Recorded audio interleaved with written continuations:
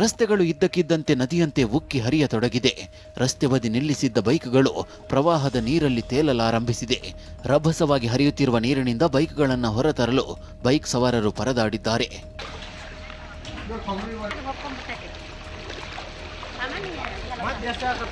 ಕೊಪ್ಪಳ ಜಿಲ್ಲೆಯ ಕುಷ್ಟಗಿ ತಾಲೂಕಿನ ತಾವಗೇರಾದಲ್ಲಿ ಸುರಿದ ಮಳೆಗೆ ಜನ ಹೈರಾಣಾಗಿದ್ದಾರೆ.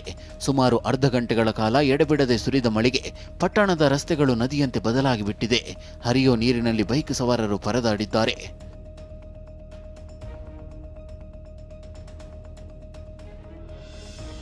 ಇತ್ತ ಕೊಡಗು ಜಿಲ್ಲೆಯಲ್ಲಿ ಆರೆಂಜ್ ಅಲರ್ಟ್ ಮುಂದುವರೆದಿದ್ದು, ಕೊಡಗು ಜಿಲ್ಲೆಯ ಅಂಗನವಾಡಿ ಶಾಲಾ ಕಾಲೇಜುಗಳಿಗೆ ರಜೆ ಘೋಷಿಸಲಾಗಿದೆ.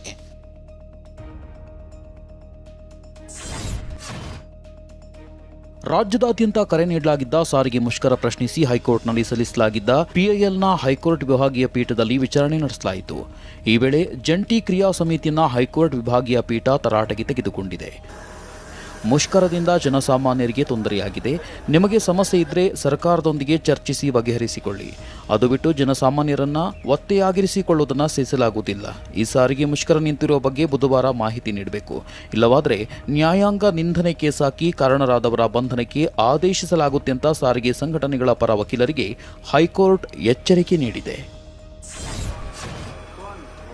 ಸಾರಿಗೆ ಸೇವೆ ಆರಂಭಿಸುವಂತೆ ಹೈಕೋರ್ಟ್ ಆದೇಶದ ಬೆನ್ನಲ್ಲೇ ಸಾರಿಗೆ ಮುಖಂಡರು ಮುಷ್ಕರವನ್ನ ಕೈಬಿಟ್ಟಿದ್ದಾರೆ. ಸಾರಿಗೆ ಇಲಾಖೆಯ ಎಲ್ಲಾ ಸಿಬ್ಬಂದಿ ಈ ಕ್ಷಣದಿಂದಲೇ ಕರ್ತವ್ಯಕ್ಕೆ ಹಾಜರಾಗಿ ಅಂತ ಬೆಂಗಳೂರಿನಲ್ಲಿ ಜಂಟಿ ಕ್ರಿಯಾ ಸಮಿತಿ ಅಧ್ಯಕ್ಷ ಅನಂತ ಸುಬ್ಬರಾವ್ ಕರೆ ನೀಡಿದ್ರು. ಇನ್ನು ಮುಷ್ಕರವನ್ನ ತಾತ್ಕಾಲಿಕವಾಗಿ ಮುಂದೂಡಿದ್ದೇವೆ. ಸಿಎಂ ಮಾತುಕತೆಗೆ ಕರೆದು ನಮ್ಮ ಬೇಡಿಕೆಯನ್ನ ಈಡೇರಿಸಲು ಮುಂದಾಗಬೇಕು ಅಂತ ಅನಂತ ಸುಬ್ಬರಾವ್ ಆಗ್ರಹಿಸಿದ್ರು.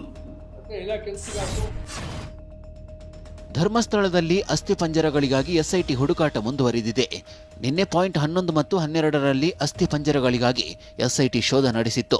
ಆದರೆ ಯಾವುದೇ ಅಸ್ಥಿಪಂಜರ ಪತ್ತೆಯಾಗಿಲ್ಲ. ಧರ್ಮಸ್ಥಳದ ಬಂಗ್ಲಗುಡ್ಡದಲ್ಲಿರುವ 11ನೇ ಪಾಯಿಂಟ್ನಲ್ಲಿ ಎಸ್ಐಟಿ ಅಧಿಕಾರಿಗಳ ಸಮ್ಮುಖದಲ್ಲಿ 6 ಅಡಿವರೆಗೂ ಗುಂಡಿ ತೋಡಿ ಅಸ್ಥಿಪಂಜರಕ್ಕಾಗಿ ಶೋಧ ನಡೆಸಿದ್ರು. ಅಸ್ಥಿಪಂಜರ ಪತ್ತೆಯಾಗದಿದ್ದಾಗ ಮಿನಿ ಅರ್ತ್ ಮೂವರ್ ಬಳಸಿ ಶೋಧ ನಡೆಸಿದ್ರು. ಸುಮಾರು 2.5 ಗಂಟೆಗಳ ಕಾಲ ಶೋಧ ನಡೆಸಿದ ಬಳಿಕ ಎಸ್ಐಟಿ ಟೀಮ್ ಊಟಕ್ಕೆ ತೆರಳಿತು. ಊಟದ ವಿರಾಮದ ಬಳಿಕ ಪಾಯಿಂಟ್ 12ರಲ್ಲಿ ಶೋಧ ಕಾರ್ಯ ಮುಂದುವರಿಯಿತು. ಆದರೆ 2 ಪಾಯಿಂಟ್ನಲ್ಲಿ ಅಸ್ಥಿಪಂಜರ ಸಿಗಲಿಲ್ಲ. ಇಂದು ದೂರುದಾರ ತೋರಿಸಿದ 13ನೇ ಪಾಯಿಂಟ್ನಲ್ಲಿ ಎಸ್ಐಟಿ ಟೀಮ್ ಉತ್ಖನನ ನಡೆಸಲಿದೆ. ಧರ್ಮಸ್ಥಳದಲ್ಲಿ ಸೋಮವಾರ ನಡೆದ ಉತ್ಖನನ ಕಾರ್ಯದ ವೇಳೆ ಪುರುಷನ ತಲೆಬುರುಡೆ ಪತ್ತೆಯಾಗಿದೆ. ಪತ್ತೆಯಾದ ಅಸ್ಥಿಪಂಜರವನ್ನ 1.5 ವರ್ಷದ ಹಿಂದೆ ವ್ಯಕ್ತಿ ಆತ್ಮಹತ್ಯೆಗೆ ಶರಣಾಗಿದ್ದ ವ್ಯಕ್ತಿಯದ್ದು ಎಂದು ಶಂಕಿಸಲಾಗಿದೆ. ಅನಾಮಿಕ ದೂರುದಾರ ಗುರುತಿಸಿದ್ದ 6ನೇ ಪಾಯಿಂಟ್ನಲ್ಲಿ ಎಸ್ಐಟಿ ಅಧಿಕಾರಿಗಳ ಸಮ್ಮುಖದಲ್ಲಿ ನಡೆದ ಶೋಧದ ವೇಳೆ ಮಾನವನ ಕಳೇಬರ ಪತ್ತೆಯಾಗಿತ್ತು. ಈ ಸಂಬಂಧ ಆಗಸ್ಟ್ 1ರಂದು ಧರ್ಮಸ್ಥಳ ಪೊಲೀಸ್ ಠಾಣೆಯಲ್ಲಿ ಯುಡಿಆರ್ ದಾಖಲಾಗಿತ್ತು. ಸದ್ಯ ಯುಡಿಆರ್ ಅನ್ನ ಎಸ್ಐಟಿ ತನಿಖೆಗೆ ನೀಡಿ ಡಿಜಿ ಮತ್ತು ಐಜಿಪಿ ಸಲೀಂ ಆದೇಶವನ್ನ ಹೊರಡಿಸಿದ್ದಾರೆ. ಮಾಜಿ ಸಂಸದೆ ನಟಿ ರಮ್ಯಾಗೆ ಅಶ್ಲೀಲ ಕಮೆಂಟ್ ಹಾಕಿ ನಿಂದಿಸಿದ ಪ್ರಕರಣದಲ್ಲಿ ಅಶ್ಲೀಲ ಕಮೆಂಟ್ ಮಾಡಿದವರಿಗೆ ಸಿಸಿಬಿ ಪೊಲೀಸರು ಬಿಸಿ ಮುಟ್ಟಿಸುತ್ತಿದ್ದಾರೆ. ಸಿಸಿಬಿ ಪೊಲೀಸರು ಒಟ್ಟು 48 ಜನರ ಐಪಿ ಅಡ್ರೆಸ್ ಪತ್ತೆ ಹಚ್ಚಿದ್ದಾರೆ. ಈ ಪೈಕಿ 15 ಜನರನ್ನ ಗುರುತಿಸಲಾಗಿದ್ದು 4ರನ್ನ ಬಂಧಿಸಲಾಗಿದೆ. ನಟಿ ರಮ್ಯಾಗೆ ಅಶ್ಲೀಲ ಕಮೆಂಟ್ ಮಾಡಿದ ಹೆಚ್ಚಿನವರು ಚಿಕ್ಕಮಗಳೂರು, ಚಿತ್ರದುರ್ಗ ಹಾಗೂ ಕೋಲಾರ ಭಾಗದವರೇ ಹೆಚ್ಚು ಅನ್ನೋ ಮಾಹಿತಿ ಲಭ್ಯವಾಗಿದೆ. ಸದ್ಯ ಸಾಮಾನ್ಯವಾಗಿ ಕಮೆಂಟ್ ಮಾಡಿದವರನ್ನ ಕರೆಸಿ ವಾರ್ನಿಂಗ್ ಮಾಡ್ತಿದ್ದಾರೆ. ಉಳಿದ ಕೆಲವರು ಐಪಿ ಅಡ್ರೆಸ್ ಬ್ಲಾಕ್ ಮಾಡಿಕೊಂಡು ಮನೆ ಬಿಟ್ಟು ಪರಾರಿಯಾಗಿದ್ದಾರೆ. ಇನ್ನು ಕೆಲವರು ಅರಿವಿಲ್ಲದೆ ಮೆಸೇಜ್ ಮಾಡಿದ್ದಾಗಿ ಕ್ಷಮೆ ಕೇಳಿದ್ದಾರೆ. ಭಾರತದ 2000 ಚದರ ಕಿಲೋಮೀಟರ್ ಗಡಿ ಪ್ರದೇಶವನ್ನು ಚೀನಾ ಆಕ್ರಮಿಸಿದೆ ಎಂದು ಆರೋಪಿಸಿದ್ದ ರಾಹುಲ್ ಗಾಂಧಿಯನ್ನು ಸೋಮವಾರ ಸುಪ್ರೀಂ ಕೋರ್ಟ್ ತರಾಟೆಗೆ ತೆಗೆದುಕೊಂಡಿತ್ತು. ಈ ಆರೋಪಕ್ಕೆ ನಿಮ್ಮ ಬಳಿ ಸಾಕ್ಷಿ ಇದೆಯಾ? ನಿಜವಾದ ಭಾರತೀಯರು ಯಾರೂ ಈ ರೀತಿಯ ಹೇಳಿಕೆ ನೀಡಲ್ಲ ಅಂತ ನ್ಯಾಯಮೂರ್ತಿಗಳು ದೀಪಾಂಕರ್ ಗುಪ್ತಾ ರಾಗಾಗೆ ಚಾಟಿ ಬೀಸಿದ್ರು.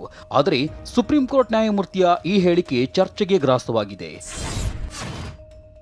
ರಷ್ಯಾದಿಂದ ತೈಲ ಆಮದು ನಿಲ್ಲಿಸುವಂತೆ ಅಮೆರಿಕ ಅಧ್ಯಕ್ಷ ಟ್ರಂಪ್ ಹಾಕಿರೋ ಬೆದರಿಕೆಗೆ ಭಾರತ ತಿರುಗೇಟು ನೀಡಿದೆ. ಭಾರತದ ಹಿತಾಸಕ್ತಿಗೆ ಯಾವುದು ಸೂಕ್ತ ಅನ್ನೋದನ್ನ ಭಾರತ ನಿರ್ಧರಿಸುತ್ತೆ, ಅಮೆರಿಕ ಅಲ್ಲ. ಇಂಧನ ಅಥವಾ ವ್ಯಾಪಾರದ ವಿಚಾರದಲ್ಲಿ ಭಾರತದ ಆಯ್ಕೆಯನ್ನ ಅಮೆರಿಕ ನಿರ್ದೇಶಿಸುವುದಿಲ್ಲ ಅಂತ ಭಾರತದ ವಿದೇಶಾಂಗ ಇಲಾಖೆ ಪ್ರತಿಕ್ರಿಯೆ ನೀಡಿದೆ. ಪ್ರಧಾನಿ ಮೋದಿಯವರು ಇದೇ ಭಾನುವಾರ ಬೆಂಗಳೂರಿಗೆ ಬರಲಿದ್ದಾರೆ. ಈ ವೇಳೆ 3 ವಂದೇ ಭಾರತ್ ರೈಲಿಗೆ ಹಸಿರು ನಿಶಾನೆ ತೋರಲಿದ್ದಾರೆ ಅಂತ ಟ್ವೀಟ್ ಮೂಲಕ ಕೇಂದ್ರ ಸಚಿವ ಪ್ರಹ್ಲಾದ್ ಜೋಶಿ ಮಾಹಿತಿ ಹಂಚಿಕೊಂಡಿದ್ದಾರೆ. ನಮ್ಮ ಬೇಡಿಕೆಗೆ ಸ್ಪಂದಿಸಿದ್ದ ಕೇಂದ್ರ ರೈಲ್ವೆ ಸಚಿವರಿಗೆ ಹೃತ್ಪೂರ್ವಕ ಕೃತಜ್ಞತೆಗಳು ಅಂತ ಬರೆದುಕೊಂಡಿದ್ದಾರೆ.